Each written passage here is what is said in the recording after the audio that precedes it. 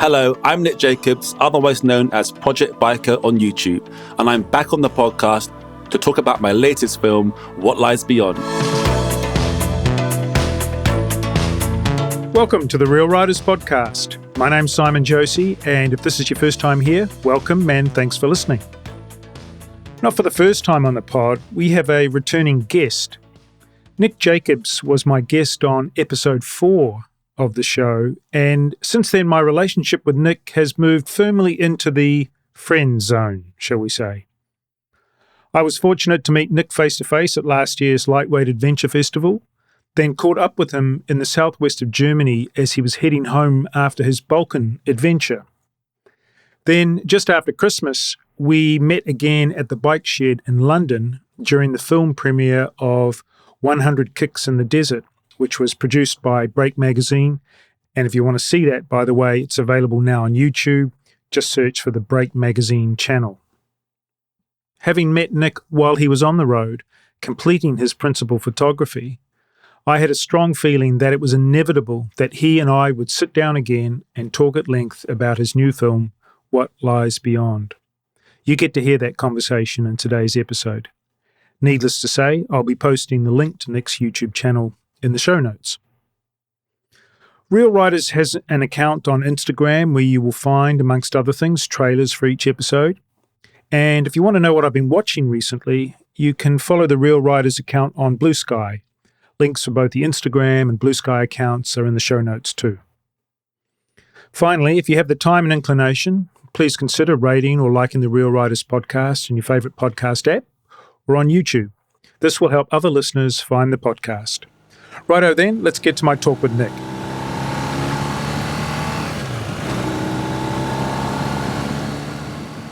Hey Nick, welcome back to the podcast. How are you? I'm good, thanks, Simon. How are you? Yes, good. There's a lot of snow outside, which I've spent the morning clearing, but I actually quite like winter because it means I can't do anything in the garden, and so I can do lots of podcast editing, which is what I've been doing recently. Nice. But we're not here to talk about me. You've made a new film. Tell us what your film is about. So the film is called What Lies Beyond, and it's about me going on a trip all the way down to Bosnia and Montenegro. But it's also about me helping my mum go through the process of moving out of the house where she'd lived for most of her life and where I grew up. And in that process, needing to sort through lots of things that my dad had kept. And that whole process of me reflecting on his passing 10 years ago. And I do that on the trip. So I guess to summarize what it's about, I hope it's less so a recount of my journey and more so a reflection on what's important. Perhaps when you come to the end of your life and thinking, now that I've collected all these things and all these items in my house and all these memories, which of those things actually matter most? And I won't give away too much, but it's really about challenging yourself to build those memories because they're the ones that matter. One of the things that occurred to me when I was watching it was that you have included some, should we say, fairly conventional elements, some maps of where you've ridden and a sense of what I did on this day and what I did on the next day. And I had wondered, a thought occurred to me was that perhaps you could have dispensed with all of that and taken a sort of a more radical approach and thought, I don't really need to tell people where I've been visually because it's obvious that I'm traveling, so I'm going places. And if people are really interested, they can look on a map. Or it's maybe not even necessary for the story arc to tell this is Sunday night, tomorrow's Monday morning. No, it wasn't necessary to mark out the passage of days because that was sort of kind of obvious. But would that have been asking too much of your audience to do that? No, I think you raise a really good point. This film for me is really, it marks the transition for me from being someone that wants to make YouTube videos to being someone that actually wants to start making films. And I say films in the terms of short films, long films, anything, but really focusing on that story. So I think compared to what I was putting out before, this already shows that transition where I'm taking away some of the detail that might normally be there in an episodic feature of what I've done.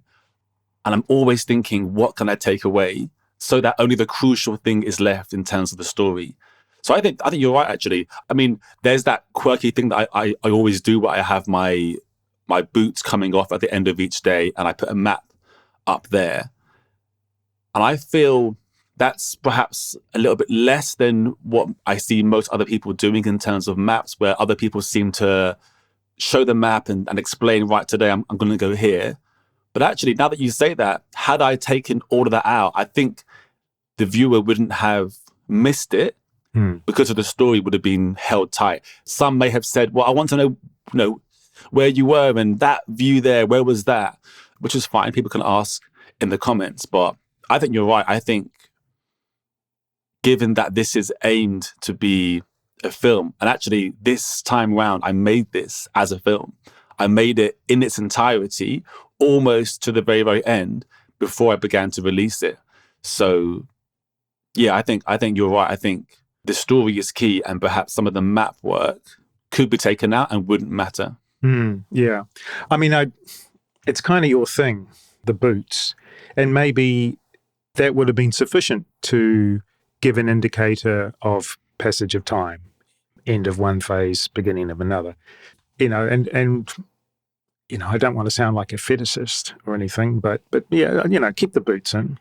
I mean, I'm kind of expecting you to start up an OnlyFans site with the whole boots thing. But Yeah, it's funny actually. For anyone listening, I always end my days with the boots coming off and I film it. And actually, I started doing that on the very first day of my very first trip in the film, The Off-Road to Monaco, where I ride for the first time. And I only did that because I had just worn the boots for the first time for a long time. It was very hot.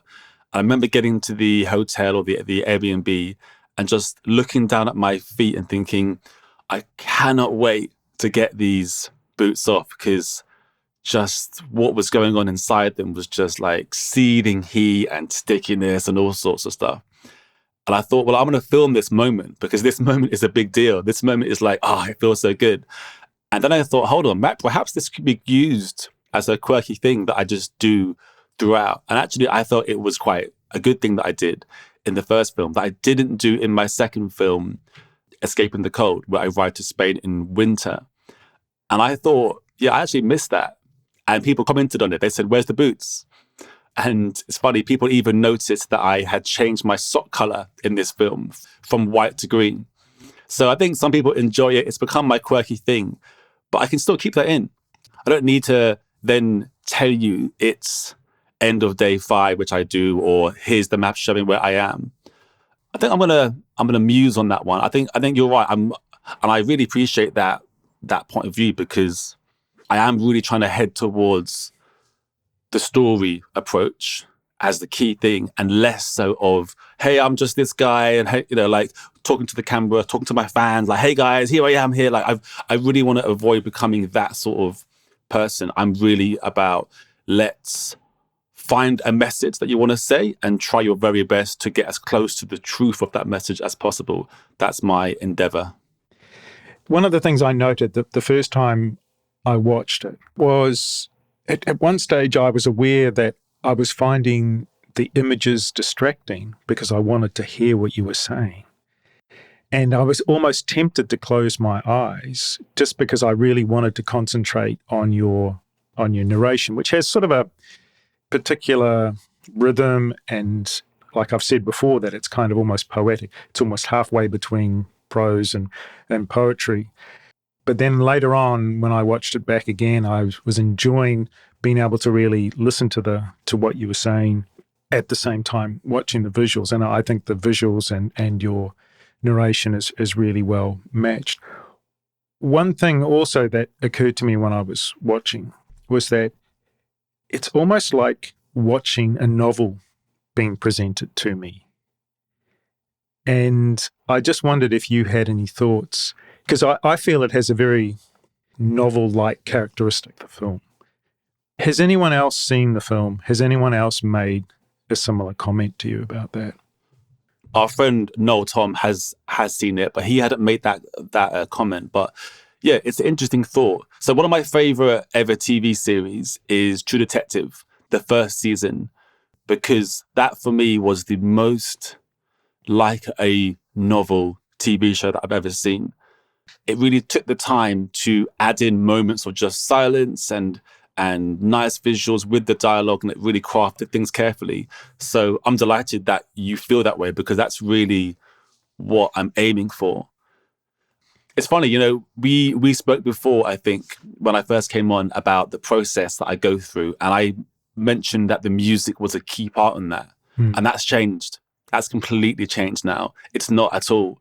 What I do now is I watch the footage of a particular section, so maybe the first day, or if it's like a really exciting part of the day, I might watch all the footage that I have and start to build a sense of what actually happened. And while I'm watching, I'm thinking, right, what's the message here? What's the key point? There's one scene where I'm riding through this really remote land, and while watching it back, I was thinking, gosh, like, look at me just riding through this landscape where I'm just this tiny speck, and these trees and these rocks just sort of perhaps look at me and think, yeah, like, you're just insignificant to us. We've been here for years and centuries and so on. And so I built that part about the idea that they were here long before me and they'll be here long after I'm gone. And I'm just this ripple in an ancient pond. And so I knew that was the sort of premise, and I built around that. So I watched the footage, and then I start to think what I might have in the script. And then I start to write. And only when I've started to write and I've got the idea down, I know what the message is, then I search for the song, because I know the vibe. I know the feeling that I'm looking for. When I find the song, which sometimes is hours later, I play the song on a loop and I continue writing. So now it's changed from the music sort of being the guiding factor to building the film, to the script being the guiding factor. That's the most important part, and everything else builds around it. And I hope I'm doing less of this song is 4 minutes, I need 4 minutes worth of footage. I still make that mistake in this film. There's parts now that looking back, I can see I was filling time and using footage that wasn't needed just because I wanted to play the song out. But I'm doing much more of cutting the song up to fit the script. So I'm actually cutting songs so that I know when they end, rather than the song is this long, so I'll make my script that long. Yeah. I found, as I've got older, that I found it very difficult to read fiction. I find now that I gravitate much more to non-fiction, and that seems to be an age thing. And I've talked to other people about that, and I'm hearing the same thing from particularly sort of older men, that they find it difficult to allot any time to reading fiction. They're more likely to read non-fiction. But I have read novels in the dark, distant past. And one of the things about really good novels is they sort of have narration or exposition or something. This happened, then this happened, then this happened. But then they have the sort of the observational, or you could almost say philosophical commentary about the bigger picture. Those elements stuck out to me when I was watching the film. At times you were talking about a very specific event that we could see on screen unfolding, but then you would sort of reflect on that and reflect on the bigger thing, which is why, to me, it felt like I was watching a novel unfold in front of me. Is that what you were aiming for when you set out this whole project? Yeah, I think I've started to build a style now, and I think that style sort of settled in place by about episode 3 or 4 of my very first film, where I think in the first 2 or 3 episodes, I was very much doing that sort of talk to camera, tell everyone where I'm going, maybe some reflections, but then I would have a song that would peak for 1.5 minutes. So I would do 1.5 minutes of just shots of my drone or whatever that. And watching it back, I really don't like that. I did that, and I aim not to in the future ones. And very quickly, watched an interview. There's a guy, I forget his name, but he is the owner of Patreon, and he set up a YouTube channel called Digital Spaghetti, and he interviews good YouTubers who make much more film-like videos. And he interviewed someone called Casey Neistat, who famously did this thing where he recorded himself every day as a vlog for like a year at least, maybe even longer, and learned how to edit really, really well. And he interviewed him. And Casey said a really interesting thing. He said, so Casey makes really quick cuts in his films, and they're really tight, and every shot has an interesting angle and so on. And he was asked, Casey, do you think of the viewer when you're making these cuts? You're worried about boring them, so do you make it quicker to keep them going? And he said, no. He said, I don't care about the viewer. And the interviewer said, but you do, though. And Casey said, no, I really don't. He goes, okay, but you do. Like, it's a cool thing to say that, but come on, surely you do. He said, no, it is validating to get loads of views, but I genuinely only care about if I'm interested or if I'm bored of this shot. And if I'm watching it back and I'm just like losing interest, I cut it. And I think the point that he was making, which I resonate with, is when I'm watching, let's say, those scenes of me going through those mountains, where I talk about how I'm just a ripple in an ancient pond and how I'm just disturbing them for just a moment and I'm really insignificant. I know those shots, they look good, but I'm thinking, so what? There's many drone shots now. There's many follow cams. There's many things going on. Why does this one matter? What do I find interesting? So my process is really just, what do I care about? And if I can't find anything interesting, more and more, I'm cutting it. There's some really spectacular shots in this film that I don't use. And I'm really pleased that I do that, because I have to, because they don't add anything to the story and they're just a beautiful shot. So I think I don't set about to make it like a novel. That's not how I think about it. But I think I set about to unearth a stone, unearth a rock, and find the truth that is interesting in there. And if I can't find anything, I don't force it. I just move on and I cut it out. The film definitely has a story arc. It has clear peaks and troughs, and in my view, definitely one particular peak emotionally. But when did you first sort of plan the story arc of the film? Was it before you took off, or during the filming, or when you got back home? How did it all come together? Yeah, I'm smiling now because I'm thinking it's quite interesting how this all worked. So I made my first film, which was all about being a complete novice and literally only riding for the first time off-road when I've already set off on the Tep in France. And that was the hook. That was what was interesting. People liked watching someone had no idea what he was doing. Even now, I'm getting comments about like people saying, I cringe when I watch you break that bowl. And I'm like, okay. And the second film, the hook for me was about, can I do this in winter? Can I go over the Pyrenees Mountains in winter? Will it be cold? And what will I find if I push through? Will it be worth it? And can you do trips in winter? And then when I was thinking about this film, I thought, well, what is the hook here? What is interesting? I knew I wanted to go further than the Alps. I'd always wondered what Slovenia was like and what Croatia was like. And I was hearing more and more about Bosnia being really remote. And I watch people do these trips to like Kazakhstan, and I know that's remote. And I think, well, I can't do that, but can I get some sort of aspect of that? But also I could just very easily get on a ferry and go to Spain and do the Picos Mountains and have a great time. It's beautiful, but it just seems too easy and done quite a lot before me. But still, I didn't know what the story was. I didn't know, why does this matter?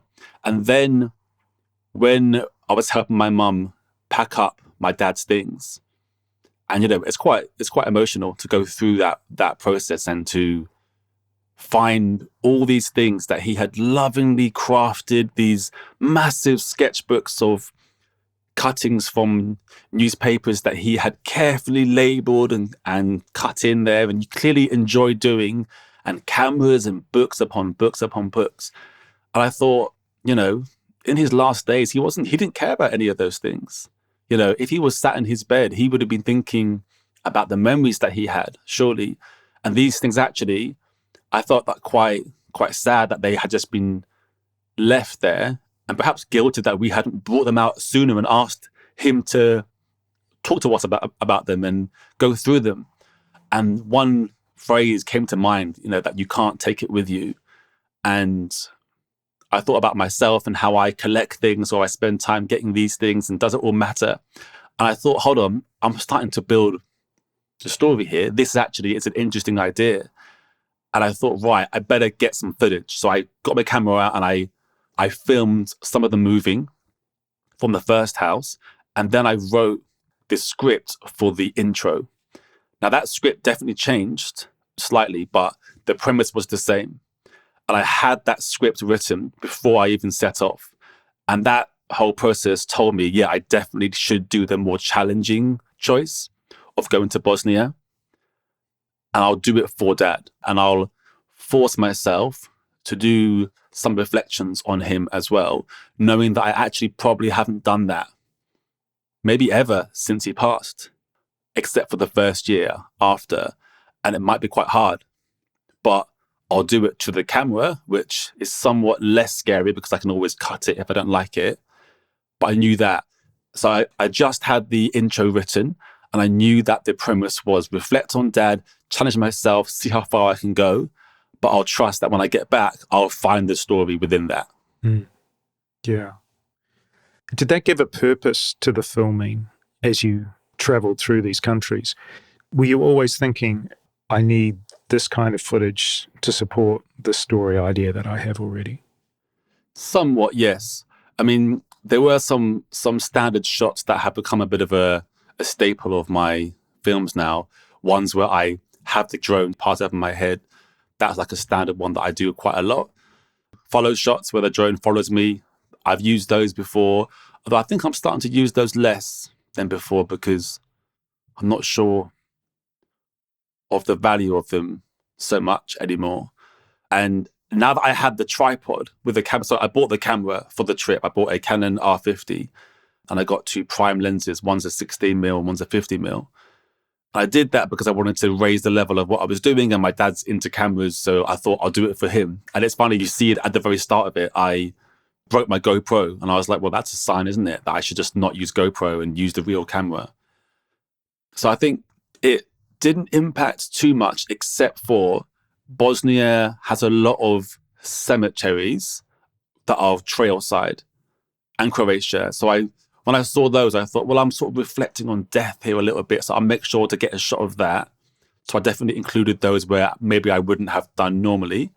And the biggest impact was me setting up a camera 4 or 5 times and just talking to it and being really honest with it. And actually, it's an interesting thing to do because it's quite hard. But what I try to do is just think of the camera as a friend and just talk to the camera as a friend. So that was the biggest impact and something that was new for me to do. But I really liked what came out of it and I used a lot of it too. Yeah, yeah. And you were using a wireless mic, and so that's right. your audio was clear. I mean, the disadvantage with the wireless mic is it's so obvious it's sitting there on your chest, and it's like, oh, he's obviously prepared to tell us something now. So it sort of signposts that. But the fact that we can hear you clearly, I think, is really useful, because there are some other shots where you use your 360 camera, and we pick up some audio from the 360 where you have some interaction with some farmers, etc., which is nice. Actually, I remember, I think you sent me a message on your way traveling east, and you said, oh, I've just lost my GoPro. And I thought, oh no, is he going to stop the filming? Is this going to kill the whole film project? You know, I think I may have said before that I find a lot of 360 camera footage a little, it's overused. I think it has been overused. It's a bit gimmicky.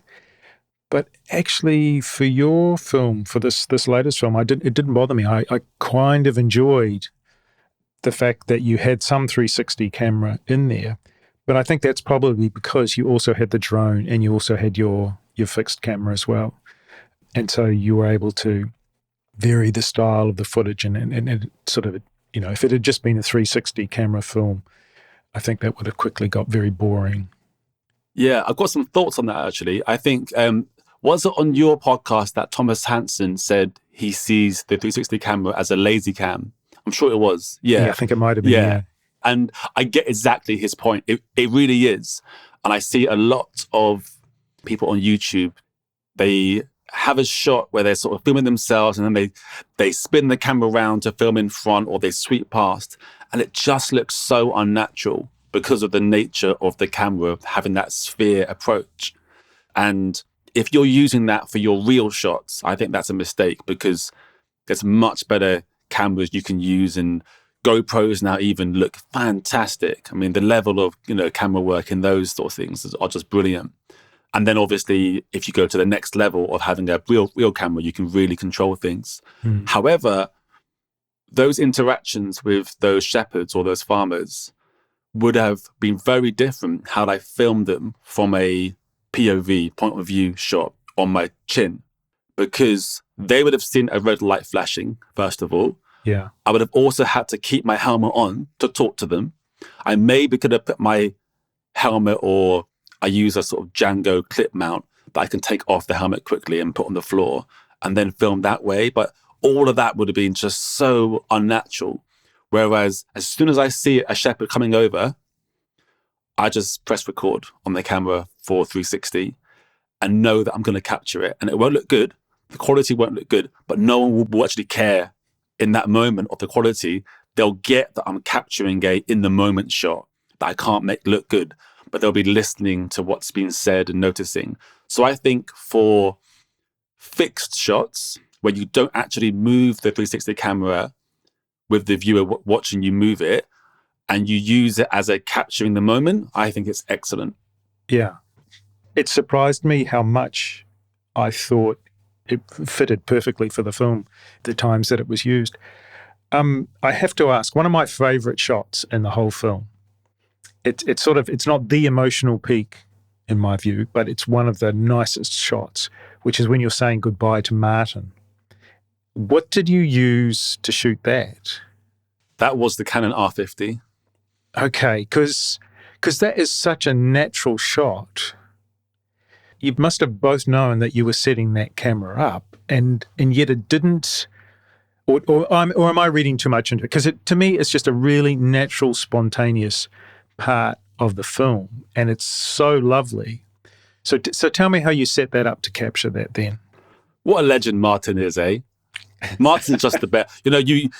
It's worth saying, you meet people on these trips and usually you bond with them straight away because they're out there and you're out there. But something about Martin I really, really like, and I hope that comes through, that like me, he was just, well, I don't really know exactly what I'm doing, but let's just go and find out. And I loved that. I mean, his bike was severely overweighted and it's hilarious. And I'm sure people on YouTube will see it and, say, oh, what is he doing? This guy, it's dangerous, whatever. I disagree. I just think go out and find out. He actually had been riding for, several years. So he knew what he was doing. He was an engineer, so he understands how to fix things and so on, So I think it's a really one of those, is it a sliding doors moment, perhaps? Or what's the word? Serendipitous moment where he actually appeared at the moment where I found the hardest part of the trail. So yeah, he was great. And he was very much like, hey man, film as much as you want. Like, let's make this film, But I still filmed less than I normally would. Because you do, you're just, conscious of interrupting someone else's time. But no, that wasn't staged. The staged one was when we woke up in the morning and he came out of his tent. Because I had put the camera on for ages, waiting for him to get out of his tent. And I finally thought, well, he's not coming, my battery would die, so I'll just go and turn it off. And then he finally comes out of his tent. So I said, Martin, what are you doing? Get back in the tent. Let's film that moment again. But then, no, that moment was when I had just told him, look, I'm gonna head this way now, I think. This is why. And he was heading south anyway, towards the coast. So our paths weren't the same. And I just got the camera out and put it down on the road. And I thought, you know what? I'm going to go over and say bye to him and just have the camera running and capture that moment. And I don't think he even noticed the camera. And I really liked that moment for several reasons, but especially because at the end of it, I sort of give him a look back and he looks at me after my back's turned, and we're sort of, you can see we're both sad to leave each other. And I quite like that. Yeah, it's a good moment. And okay, forgive me, listener, this interview is probably going to be all over the place, but it sort of leads me into a comment on the sound design. Because the thing I like about that moment, and in fact, what I really like about all your interaction time with Martin and later with Steve, is that we don't hear any voices while you're interacting with these people. But you don't need dialogue to know what's going on.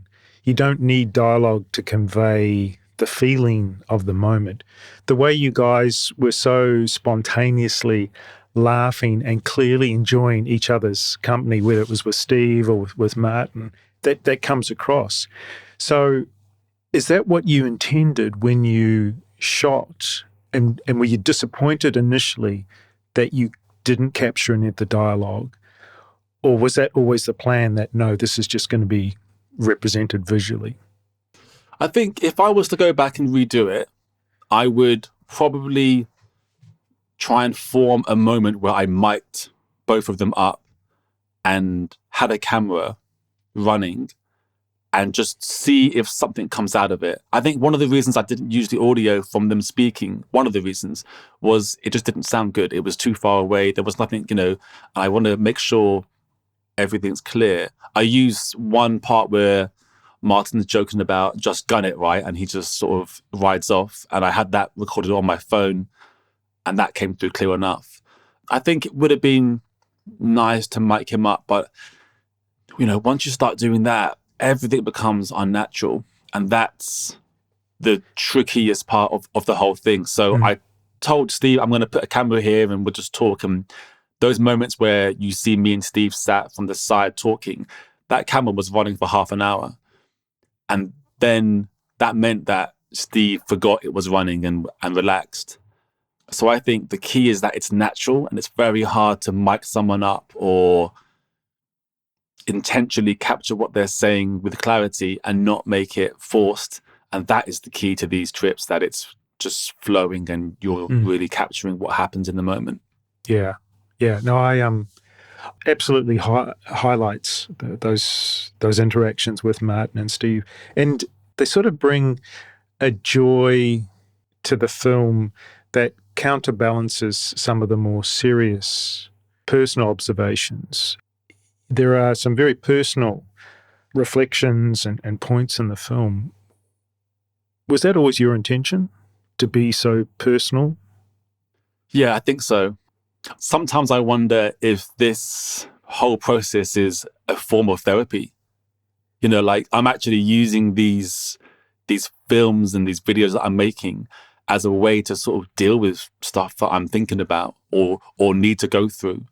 Because you sit and you think about these things that maybe you otherwise wouldn't.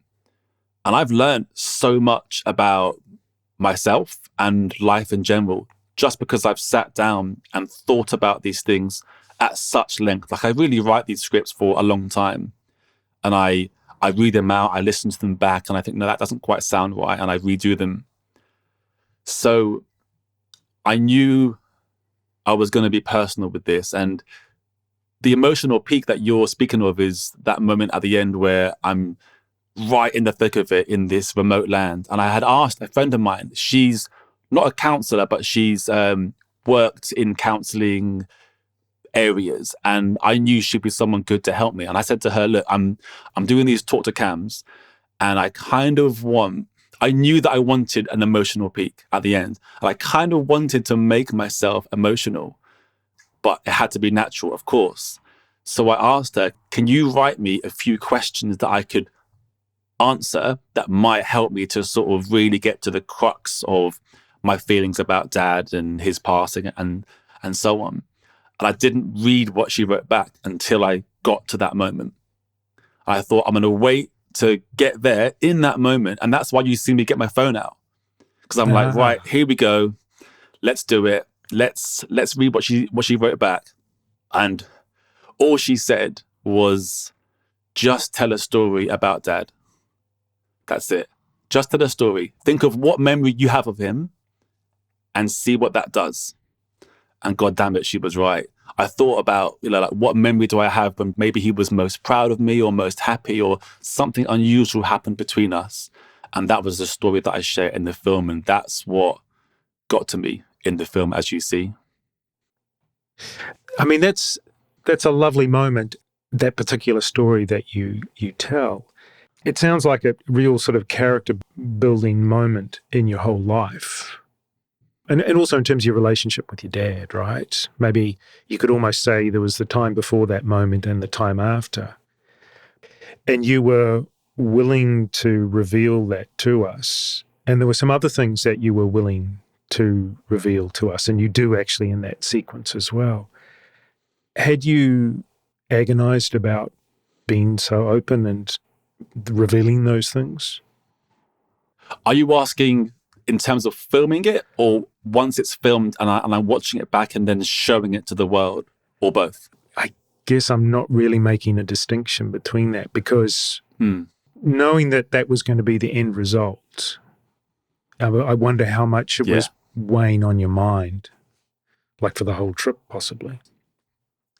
I knew it would make for captivating viewing. I knew that. I was sure of that. Like, if I opened up and it was genuine, the viewer will really appreciate it and it will make it so much more engaging. So I knew it was necessary if I wanted to make something that stood out from other films on YouTube. And I feared doing it because, we all fear about getting emotional with things, and we all fear about, like facing some of these things that perhaps we haven't thought about for a while. That's natural, but we also know it's needed. So I feared that part of it. But the biggest worry or apprehension came when I watched it back and thought, oh my God, I'm really sharing some stuff here. Do I want everyone to know this about me? And it never came to a point where I thought, no, I won't show it. But it definitely, I thought, hold on, like, should I press publish on this, And once I knew it was out there in the world, you sort of wait for someone to say something about it and you're sort of worried, but no one does, and everyone really appreciates it. So there was some fear, not in the doing, only in the editing process. Okay. One thing that I like about being able to edit is I can cut and I can control exactly what the outcome is. Each of those points, I think, do I do it 4 times or 5? I forget, but I got the camera set up and I talked to the camera and I talk for at least 15 minutes, at least, sometimes longer. And I only use 1 minute's worth because I can cut out every bit of waffle, every bit of nonsense, or if I just don't make any sense, I keep only what matters, because sometimes you need to just waffle for a while to get to the point. Yeah. And I really admire people that are succinct in their language, because I aim to be, but I'm definitely not. I think we think by talking. So it's different. I have control because I can choose what I want to show afterwards. It's not live. Yeah. Yeah. Well, as someone who spends a lot of time editing audio, I can completely appreciate that. And people listening to this now have no idea how terribly mashed these questions have been, because I've been making myself sound as good as possible. And of course you, Nick, I've been making your waffling answers extremely concise and precise. And so, yeah, absolutely, there's a lot of power in the edit for sure. Just going back to the sound design thing, because I really enjoyed the sound design through the film. But as my homework for this interview, I actually went back and listened to our original interview, the episode when you came on first on the podcast. And I think at that stage you'd published 2 or 3 episodes of the Off-Road to Monaco, and you talked about being frustrated that you hadn't been able to record in helmet your commentary as you were going along, and you were very much determined to do that for your next series. And even in your next series, you didn't really do that. So tell me, how did you decide not to take that approach and really to forge your own path and to not follow the vlogging path, shall we say? Yeah, it's funny. I even say in this film because you're in this film, Simon. Briefly at the end where we met on my way back because you happened to be doing a road trip yourself, and we met in Germany. And I say in this film how when you reached out to me, I think after about episode 3 only of my series, that was very validating for me to have someone like you who you're clearly very conscientious and thorough, and you know you reached out to me and said, hey, this is good stuff, I'm curious to speak to you. And I was like, oh, okay. Like, even though my views back then were only a couple of thousand per video, I was like, okay, I'm definitely onto something here. And that was quite comforting. And then in that podcast, you said to me, I think afterwards, actually, after we stopped recording, you said, I think your secret sauce is your narration. And that was backed up by all the comments that came through who said, this narration is spot on, it's different, it's unique, the style is great. And so I thought about that a lot. And then I got my wireless mic. I use a DJI wireless mic, the first one. And I tried it on my Spain trip. I put the microphone in my helmet and just sort of tried to speak about things as I was riding and hated it. I absolutely hated it. There definitely would be some value in doing it. I definitely would be able to capture some moments that happen. Like, I'm sure if I rode past this peak and I saw a landscape and I was like, oh my days, what is that over there? That moment would be quite nice to use, but that would be quite few and far between. And I don't think I'd want to use this sort of general chit chat of everyday riding. I don't know. I still might explore doing that, but I think it goes back to that point about who was it? John Steinbeck, who I often reference a lot. I think he's a brilliant writer, and one of my favorite books is Travels with Charlie, because he, as a fiction writer, then goes and writes a kind of non-fiction, a true story of his travels, and reflects. By that point, he was near the end of his life and definitely near the end of his career, and he reflects on a journey. But I also read that he said he never writes hot on something. He lets it stew for a while and he thinks about it. And then whatever he can remember is what actually matters. And if he forgets all these little things, clearly they weren't important. And I really trust that process, that in the moment, if I'm talking about, oh, I'm so hot and my boots are hurting, or wow, what's that cow doing over there? All of that is just, waffle, really. It just doesn't really matter. And I much prefer, as I was saying before, getting the footage and looking through it and then seeing what that brings back. Because I do have a chance to see my trip for a second time when I watch the footage. And then that might remind me of something. But really, it's what do I remember from it? And that's really what is worth sharing. Yeah, yeah. I mean, we were talking about editing. We were talking about editing video. I mentioned editing audio. But of course, in the writing process, there's a lot of editing. And I expect that when you're writing your scripts for your narration, that you're going through multiple edits to hone it down and to get precisely what you want to convey across in probably the fewest words possible. So I appreciate that.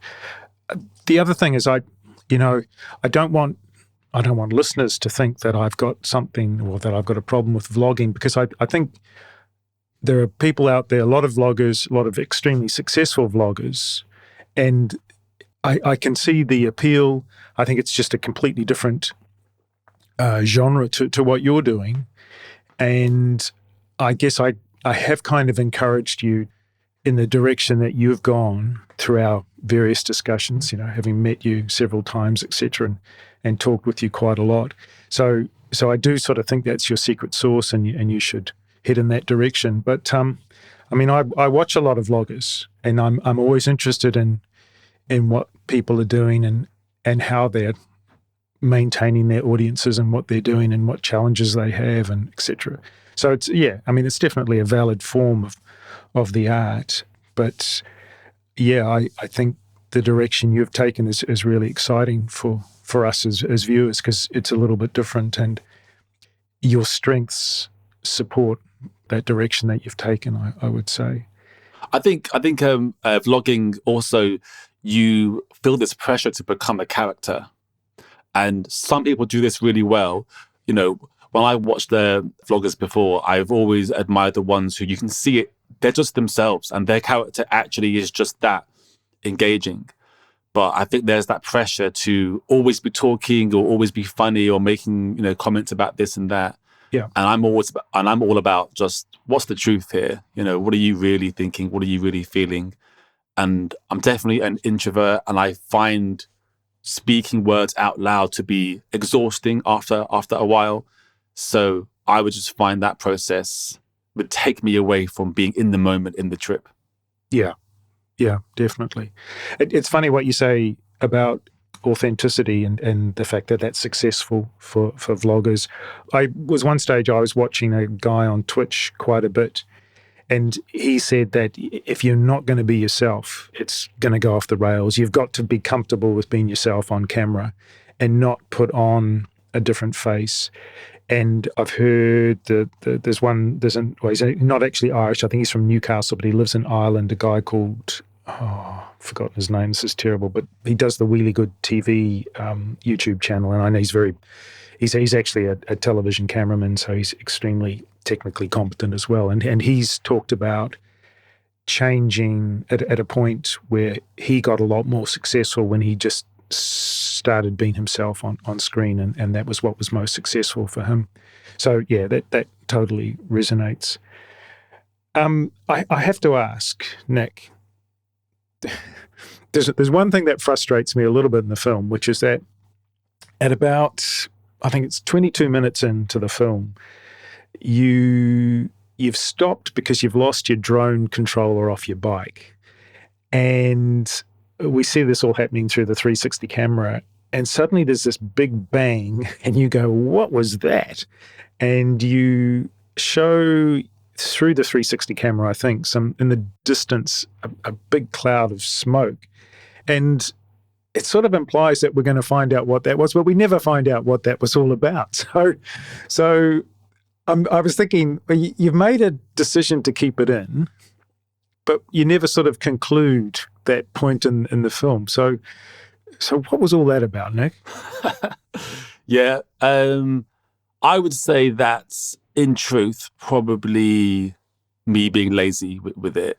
In truth, I would love to say, well, what I was doing was I was trying to build that feeling of unsettledness in the viewer, and I wanted you to feel like unsure about what was coming next in the journey, so how I felt, and I'm facing my fears and going forward into the unknown. I could waffle about all perhaps those sort of angles, but in truth, I probably just got that sequence shot, got the next sequence shot where I reflect on being as remote as I've ever been, or as far as I've ever been, and didn't really have any footage to tie it together, and didn't want to try and do any exposition, because the truth was, when I came back, I researched were there any explosions in Bosnia on this day, and I researched what that could have been, and I surmised that it was probably just mining and a controlled explosion. Oh, okay. And mining for coal, I believe. And Right. I did actually pass 2 police cars heading the other way towards maybe where that was. So if I had the footage of that, which I didn't, I could have maybe added that in. So I say it was half me thinking, I'm going to let the viewer be unsure and maybe build some mystery and see if that works. But probably more so me just thinking, I'm not quite sure how to tie it together, so I'll just move on. So you're right to call me out on that. Yeah. Maybe I thought, I'll get loads of comments in the YouTubes about what was that, and that'll be great for the algorithm. Maybe I thought that. I forget. But yeah, as always, Simon, you point out, I think, true things that, yeah, perhaps I could have even added one sentence to say. Maybe yeah. next time you can tidy things up a little better. Yeah. But actually, sure. It caused me to reflect on the fact that, I live in Bonn in Germany, which is just, half an hour's drive down the road from Cologne, which was heavily bombed during the Second World War. And even in this area, as well as up in Cologne, I think a month hardly goes past without someone discovering some unexploded ordnance dating back from the Second World War. Even a couple of years ago, when we had a really dry summer and the level of the Rhine River, which we sit right next to, got really, really, really low. And there were concerns that with the water level dropping so low that unexploded bombs dating from the Second World War would be exposed in the Rhine River.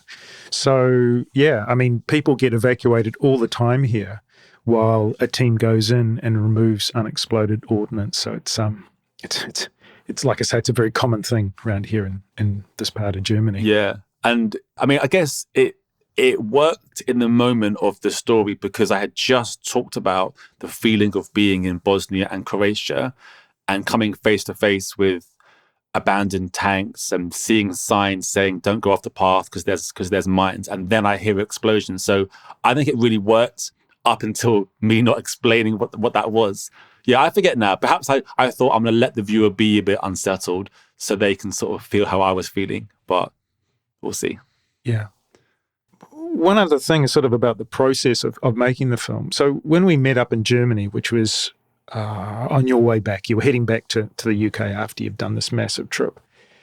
And you were pretty exhausted, probably because you'd been sitting on the Autobahn for, I don't know, a couple of days, escaping the heat and trying to get back to the UK. And I would say I don't know, you seem to be a little bit struggling to think, was this the right thing to do? Is this the kind of trip? There seemed to be some doubt in your mind about whether the trip had progressed in the way that you'd hoped before you set off. And how much of that do you think was just the heat in the last couple of days before we met? Or was there any sense of disappointment at the end of the trip? And how do you feel now about the film? Are you now suddenly going, oh, actually, no, it was a really successful trip and I'm really happy with the way the film turned out? I am really happy with how the film turned out. I think I got what I wanted from it.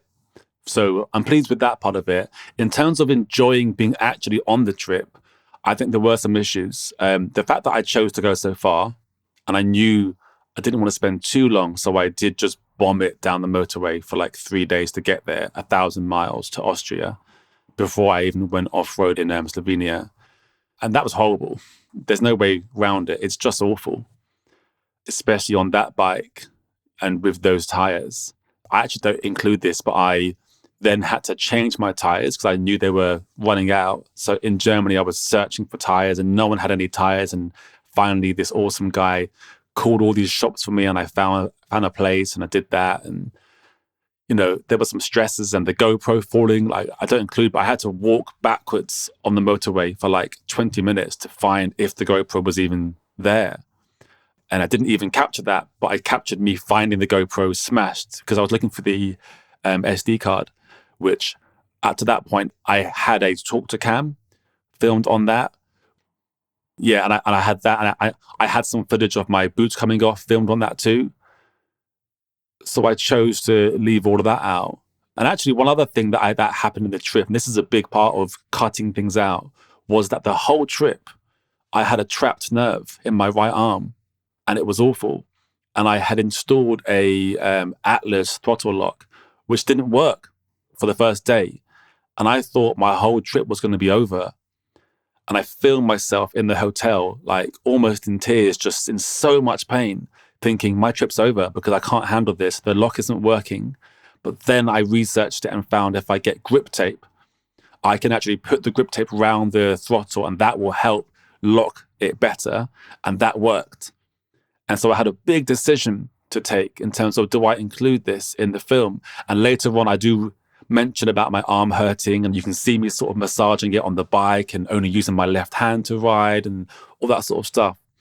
I chose to leave that all out because in the end, I just wondered, is it just complaining? And is it just me trying to build extra drama around this? And really, the bigger drama was me just trying to face some of these thoughts that I haven't had for a while. So I chose to leave it out and I'm glad that I did. But had I had that footage from me in that hotel room, maybe I would have kept it in because that would have helped to build the story. Otherwise, I would have to just have explained how I was suffering, and that's never as good. But going back to your question, the heat was a surprise to me. And I had researched it a lot that, what would the heat be? And my research showed me 30 degrees. And clearly that was not the case. And there was definitely higher heat by chance. There was a heat wave going on. So that just made things harder. It was, the heat is always tricky. The jacket that I bought, I chose the one that had pockets in the front, which is very helpful, but that restricts the amount of airflow going through the mesh. So that was a problem too. And then I was really just disappointed that I couldn't enjoy my trip home more. My actual plan was to go along the ACT trail, also in Croatia, and enjoy some more off-road, and then maybe do some off-road in France and go back slowly. And there was a heat wave in France, so I just had to get out of there. So my disappointment was definitely around the heat. But when I think back, and I say this in my Spain trip, when I think back to the trip, I don't care afterwards about that. In the moment, I'm struggling, and in the moment, I'm definitely suffering, and I'm cursing the world. Why is this so hard? But afterwards, all of that's forgotten, and all I think about is those moments where it really mattered. And that's why I would encourage other people, don't worry about these things, just go and do it, because if you push through, you do find something worthwhile, and you forget about the hardship. You really do. And you keep those moments where, these moments of glory. So yeah, the heat was a struggle, but in the end, it didn't matter. Your mum makes an appearance in the film. Has she seen the film? No, I don't believe she has. She found the trailer that I released quite hard to watch because it brought up things, that were difficult. And she had just finished going through the process and was still in the process of having to sort through all these things. So I don't believe she hasn't mentioned to me that she's watched it, and I'm kind of waiting to release the full film version. I think she should watch it in its entirety, rather than watching it in 4 parts, because I've released it in 4 parts on YouTube first, and then I'm going to release it in my updated version 2 release as a full film with extra coloring and audio tweaks and so on, as always is the way. So I'm going to wait until then to push her to watch it. And actually, when I was talking to Noel, he suggested that I should watch it with her, which is terrifying because who knows how she'll react to it, but I might just do that. Was she supportive of the whole approach that you've taken? Because she must have, she sat down and was interviewed for the film. Did you find her supportive of what you were trying to do? I think she just saw me as, he's just doing this thing. I'll let him go off and film these things. And are you finished now? Can you come and help me do this thing? She was just wanting me to help with the house moving. And I was like, yeah, I'm here now, but can I just go and film this thing? She's like, yeah, whatever, go and film it, whatever. And I warned her, I said, I think you should be in this, and I want to interview you. And she was just like, yeah, sure, blasé, let's do it. Not wanting to think too deeply about it. And then, we talked for an hour actually. And I got some really good parts from her, I think. She mentioned about the struggles of being able to travel before, back in the day. And I mentioned in the film, before even hearing her say that, how lucky I am to be able to do what I'm doing, but how I didn't actually feel that in the moment. And therefore having a rest was a important thing. And she talked about one other thing that I forget now, that I thought was interesting and linked into what I was saying, but I forget what it was. She certainly emphasised that your father was probably a bit of a worrier and was, security was always his thing, I think she says. That's it, actually, yeah. Safety was his thing. Safety. And then I thought that's a great contrast, because then the very next thing that I show is me going up to a sign that says, "Danger, minds keep out." And I thought that was a good moment. Yeah. Yeah. We get a sense of your father and your relationship with your father. I don't even know if it's a worthwhile question, but do you have any idea what your father would have thought of the film? I often think about this, and it's a very sad thing that he won't be able to see it. I think he would have loved it. I think he would have really enjoyed the narrative part of it for sure. He would definitely enjoy it for sure. And as Mum said, he would have been worrying a lot about me going on these trips. But I think he would have seen that I'm not aiming to be this character or this sort of YouTube star or this vlogger. I'm aiming to really tell a story. And he would have appreciated that because he was big into writing and big into storytelling. Mm. Did you have a favorite part of the film? I love the emotional peak, that moment, as difficult as it is to watch, because it's a moving part. And then the relief that's provided by the interaction with Martin and Steve are great. I mean, there are so many points in the movie that I sort of love. You know, when you first meet Martin and you go, hey, let's go up this stupidly crazy steep bit of the hillside, and oh God, that's a big bike you got there, and that's going to be difficult. And of course, we don't hear you have this interaction, but we have your narration, and it's obvious. And you put on that guitar music, which is, okay, I guess I have to be careful. There are a lot of videos on YouTube that use that kind of music in a very serious way, and you're clearly using it sort of as a parody, and you're failing all over the place, and you've got this heavy strumming guitar music. I guess it's sort of heavy metal kind of music. And I just love the humor in that. But there are other small parts. I remember watching when you'd slept in the van at Steve's place and you get up in the morning, you've got the camera set up. And I was thinking, I really love the pacing of the whole film. And here's this great example, because you get out of the van and you walk away and there's sort of this lingering shot of the van. I'm going, oh yeah, it's not rushing. It's really nice. Okay, it could finish now, I think. And then, of course, what happens is the cat jumps out. And there's this lovely moment that you've got out and 30 seconds later the cat gets out. And again, you couldn't stage that, right? I mean, just a little bit of luck that you capture something like that. So that was something that I thought was I loved the way you played with us, because it's just a piece of fun in the whole film. So I love the way that the movie has emotion. You know, you take us on a journey emotionally. There's comic relief, and then there's these really moving parts.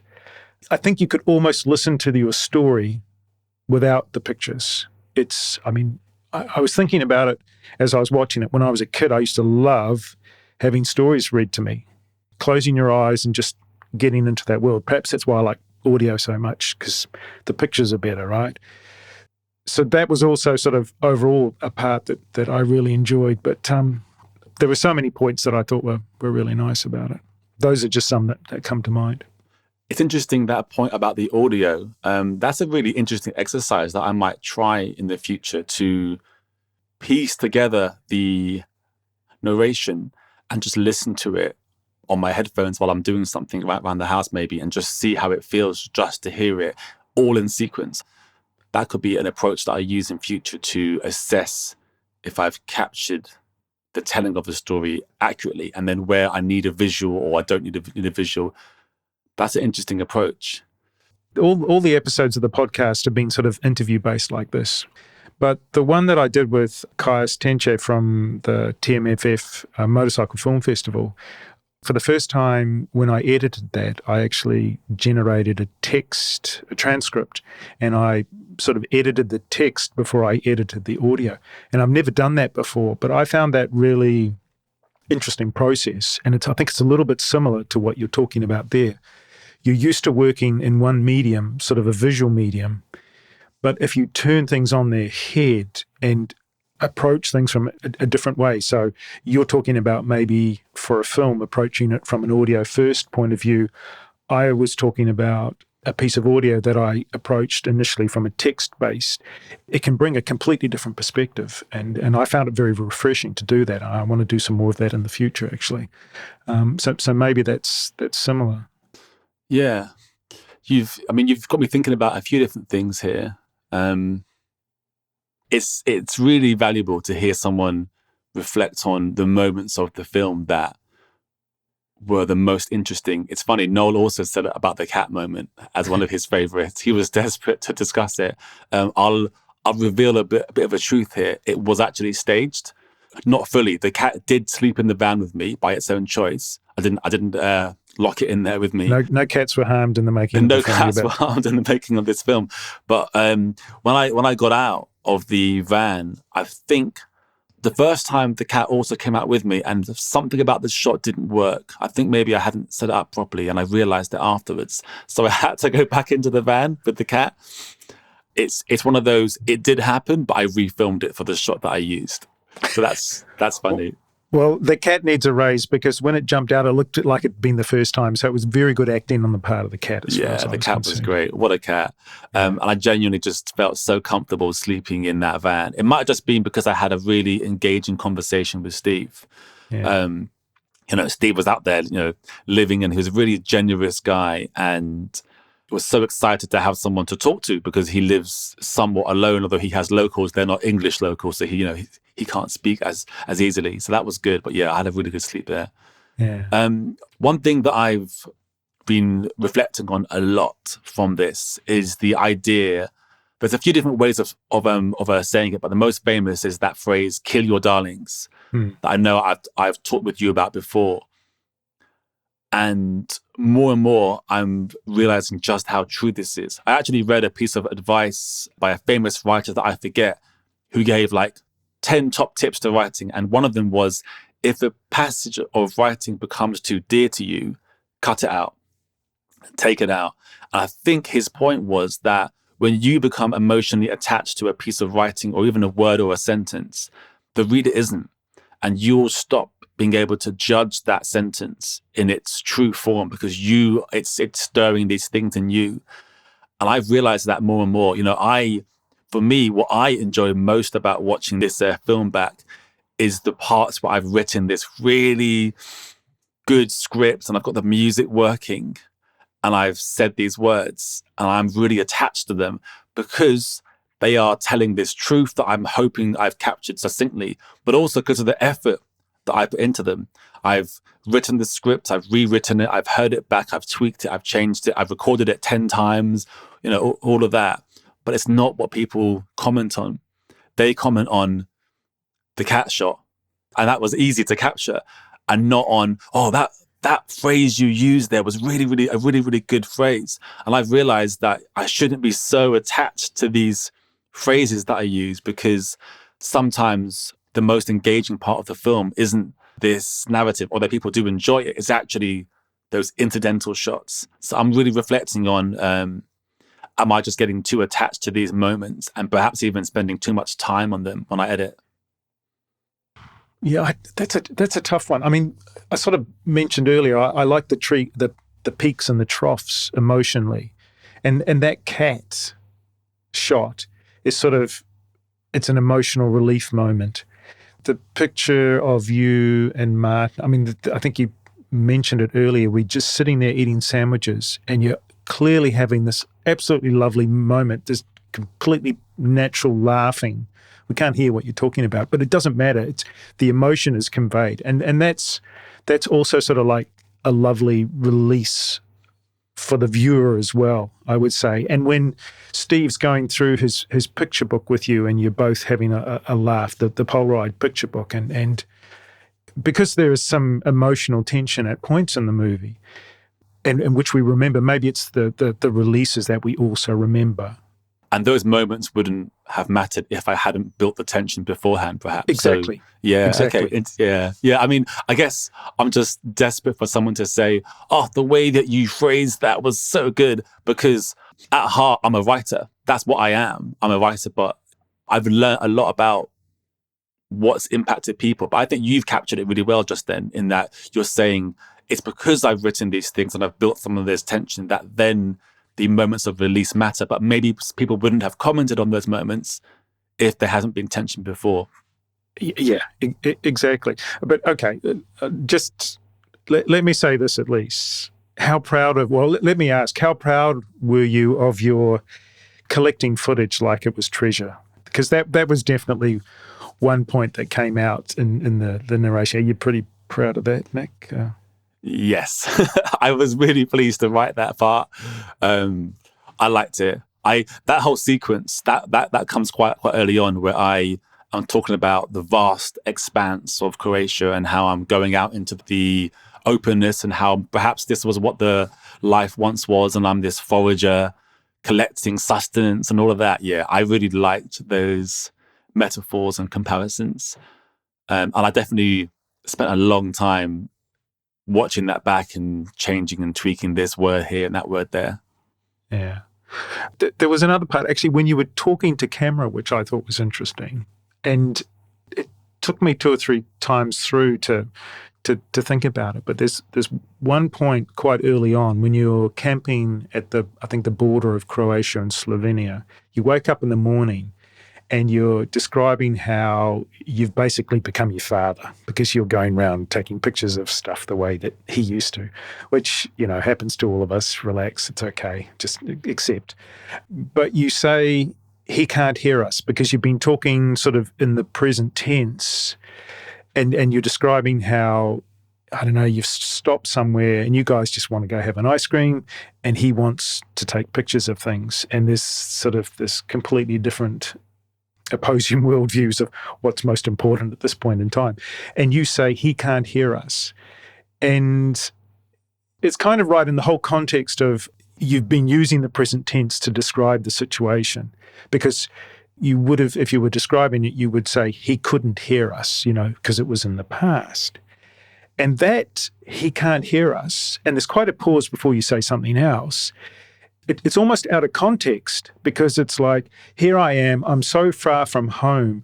I'm talking about my dad, but my dad's no longer with us. And when I say he can't hear us, it almost has this double meaning of he can't hear us because he's no longer with us.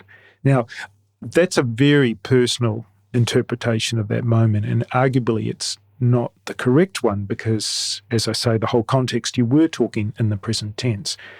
But did that ever strike you when you were listening back that it almost had this double meaning, that point? Yeah, I was actually mulling of doing a real dick move here and being and saying I'm actually not going to answer that and let it just sit, let it just sit with you and let people come up to their own meaning behind it, which is often what musicians do, don't they? They don't want to explain the meaning because really the meaning is what you take. But no, the truth is I don't think I was aiming for that consciously. Perhaps subconsciously it was what came through. Yeah. It's not something that I thought of. I think what I was thinking of was I was in the moment, in the present, in my head. Yeah. And so I was thinking, I'm talking to him and he can't hear us. And I was trying actually on this trip to make it feel like he was there with me throughout, which is something that I haven't done for a long time. Yeah. It just struck me at the time. You know how certain things resonate at certain points and maybe not the same later, but yeah. Okay, Nick, this is great. And I guess I would encourage everyone who's been watching the individual episodes, please watch the whole thing through, because I was very keen to watch the movie. I wanted to get a sense of the pacing and the timing and of the whole thing rather than as a series of episodes. And I'm really pleased and thank you for sharing the film with me early so that I could do that before we talk today. But I have to ask you, what's next? What are you going to do next? How are you, the viewership out there, how can you get them excited? What are you planning for the future? Yeah, it's I've been thinking about this a lot because I really don't want to just go on trips for the sake of going on trips and getting new content. Like this film, I think worked because I had a hook. I had a reason to go to these places and I knew the story. And right now I don't have a next story planned. I have ideas of where I can go. I would love to go to Norway. I would love to go to Morocco. I think that's an area that I want to explore. I also have some unfinished business in the Balkans. I mean, Montenegro, I didn't do more than half of it. And there's so much more to explore.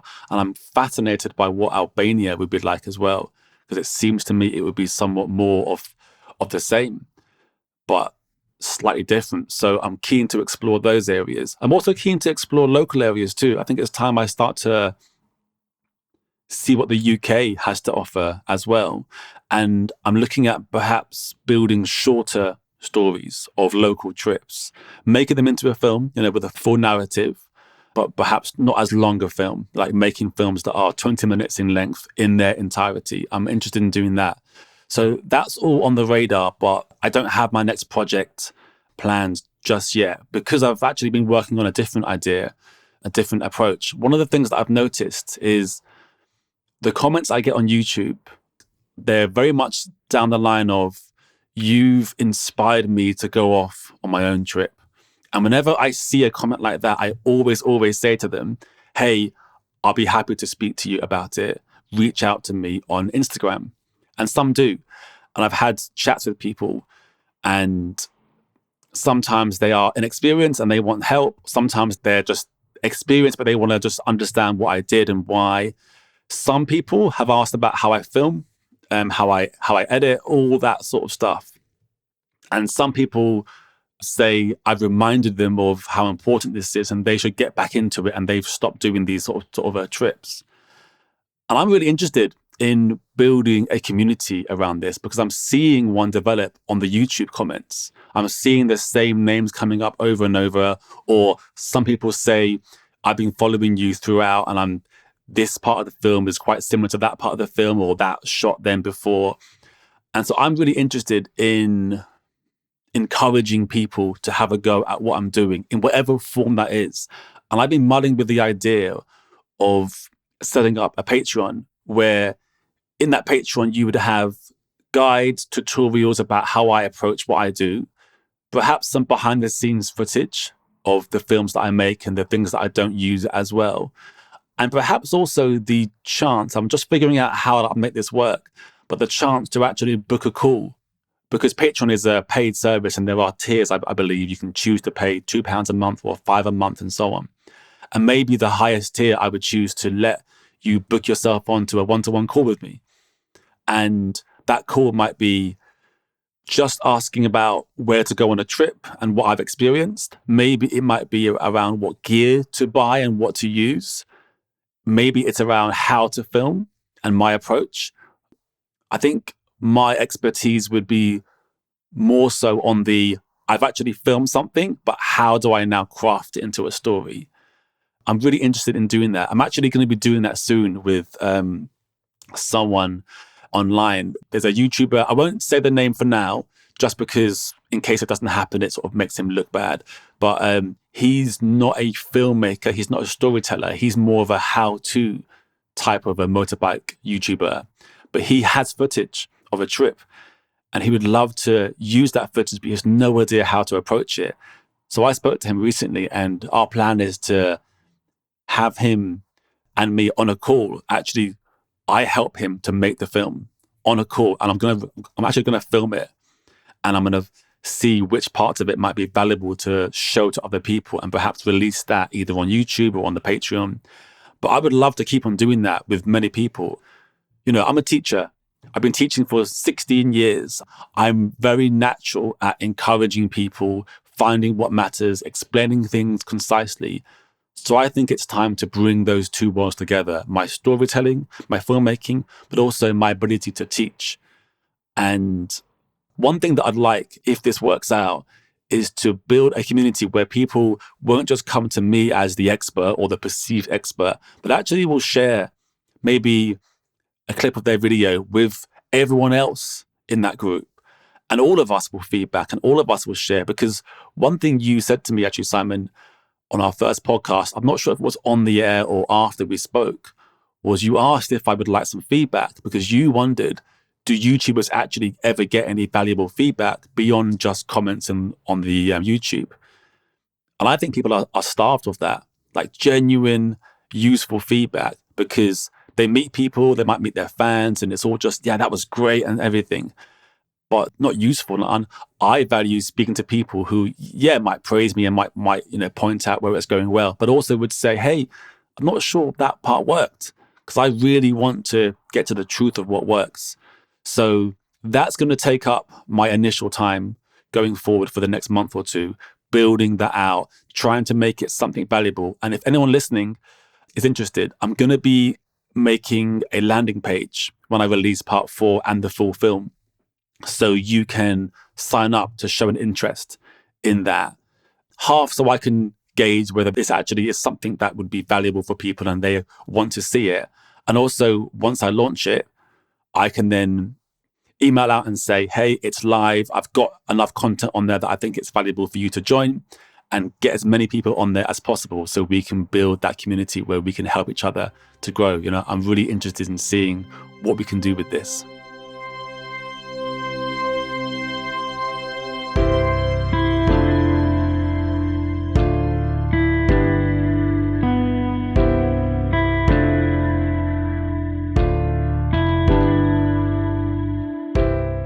Thanks for coming on again, Nick. It's been a delight to talk about this film, which I've enjoyed so much watching.